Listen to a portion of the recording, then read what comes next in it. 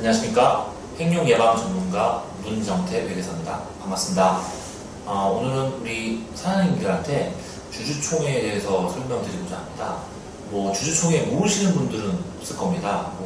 내가 회사를 운영하지 않아도 주식 투자를 한다든지 아니면 주변에서 3월이면 주주총회 때문에 시끌벅적하고 주총 결의 사항으로 감사나 이사가 선임이 된다든지 말한다든지 제일 주주들이 관심 있어 하는 건 아무래도 이제 배당이겠죠. 보통 주주총회 결의로 배당이 결정되기 때문에 그로 인해서 주가도 변동되고 굉장히 많은 영향이 있는 굉장히 중요한 모임입니다.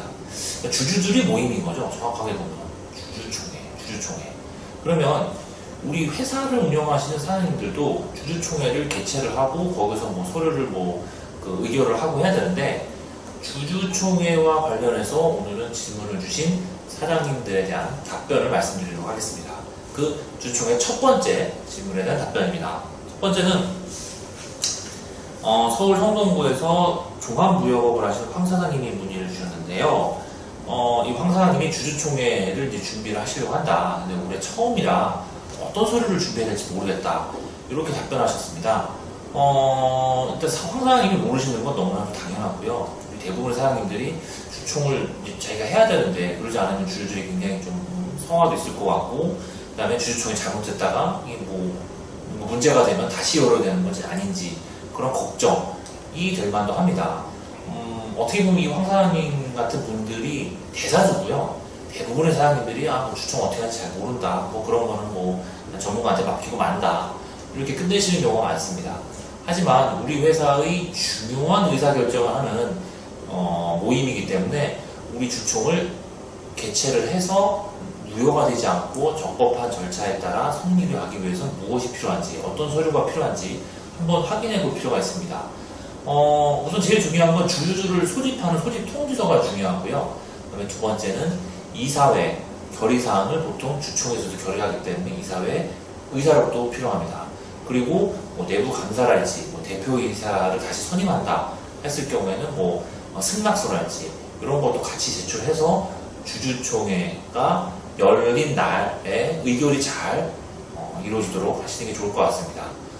주주총회에 대한 설명 두 번째에 대한 질문 말씀드리겠습니다. 두 번째는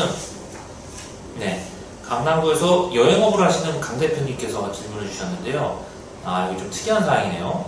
이 대표님의 누나분 회사가 주주가 두 명인데 한 분이 75%, 한 분이 25%인데 한 분이 이제 과반수를 갖고 있는 거죠. 이럴 경우에 주총을 열려면 과반수 의결이 필요한 의결 사항이 있는데 그러면 한 명만 와서 주총 동의를 해도 승인을 해도 주주총회가 성립이 되는 거냐라고 질문을 주셨습니다. 고난이도의 질문인데 어떻게 보면 강 대표님이 이런 걸 질문하시는 게 너무 당연하고요. 헷갈릴 수 있습니다. 주주는 두 명인데 과반수 이상이어야 되니까 한 명 이상이 와야 되거든요. 그러면 이제 한 명 초과해서 와야 된다면 만약 3분의 1 결의일 경우에 두 명 다 와야 될 것 같고, 그러면 두 명이니까 과반수일 경우에 한 명만 와도 되는 건지 약간 좀 아리송합니다. 일단 강 대표님이 문의하신 거를 대부분의 사람들이 모르시고요. 어떻게 보면 이런 일들은 대부분 다른 전문가한테 맡기고 그냥 끝내버리는 경우가 많습니다. 요거에 대한 답변을 좀 드리면은 과반수 결의일 경우에는 일단 주식수가 가장 중요하고요. 사람의 머릿수, 즉 주주의 머릿수가 중요한 게 아니라 그 한 명의 주주가 들고 있는 주식수가 가장 중요합니다. 이번 케이스에도 주주는 두 분이지만 한 분이 75%의 지분율을 갖고 있기 때문에 이 한 분만 나와서 결의를 하시면 과반수 이상의 의결사항에 대해서 승인이 날 수 있다는 점 알고 계시면 될 것 같습니다. 주주총회 질문 세 번째 답변 설명드리겠습니다. 세 번째는 성동구에서 실내 건축 인테리어를 하시는 권 사장님께서 질문 주셨는데요. 주주총회를 결의를 하는데 위법한 결의를 할 경우에는 회사에 대해서 손해배상을 청구할 수 있는 거냐, 즉 주주가 주총 결의로 어떤 위법한 법에 어긋나는 결의를 했어요. 물론 이제 보통 주총을 하면 회사에서 준비를 하고 회사에서 의결사항을 하는데 주총을 하다가 주주들이 안건으로 내서 이거 의결합시다.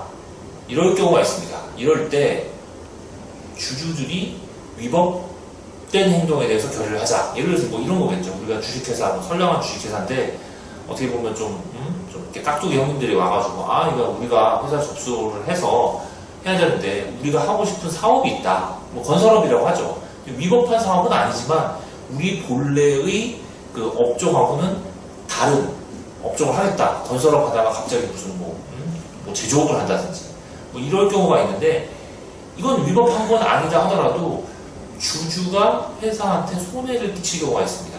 아니면 주주가 위법한 행위, 예를 들어서 우리는 뭐 국내에서 뭐 우리 회사 도박업을 하겠다, 카지노를 열겠다.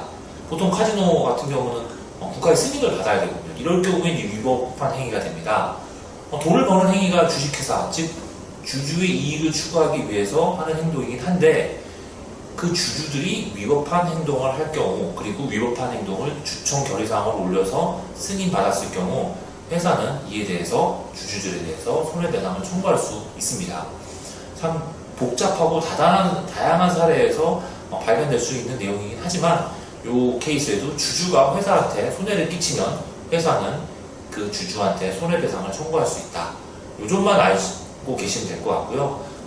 이상으로서 주주총회에 대해서 설명을 드렸는데 어떻게 우리 사장님들한테 도움이 되는지 모르겠네요.